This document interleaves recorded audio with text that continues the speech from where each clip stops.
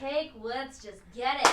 Good afternoon. My name is John Baskin. I am John Robert Baskin Sr., I should say. I am a former Army captain and president of Patriots Promise. My background is kind of unique that you'll see that I was born and raised in Germany. My father was an Army veteran of 33 years and served in three actually combat situations, one in Korean War and then two in Vietnam.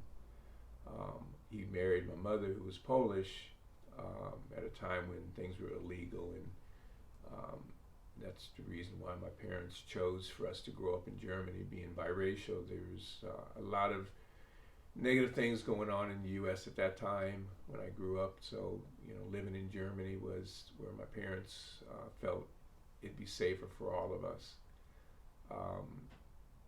Strong family, very strong father who was my hero. He would make sure that we would, before we could go out, we would have to do inspections on our room and make sure that our beds were, as tight as with this, military corners. And he would drop a quarter on the bed just to see if it would bounce, 2 inches. If it didn't, we'd have to remake the bed before we could do anything. So grew up in a very strong military family. So there was nothing else that I wanted to do but was to go in the military. I came back to U.S.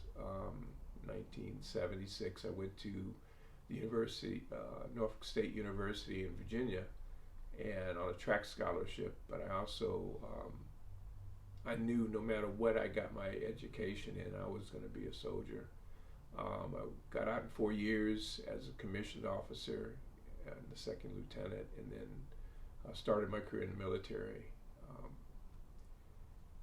Changed branches. I initially started off as an artillery officer, and then I went to flight school and became a helicopter pilot, first as a OH-58 pilot with the CAV unit in Colorado, and then I ended up going to Korea on 2 tours as a Black Hawk pilot.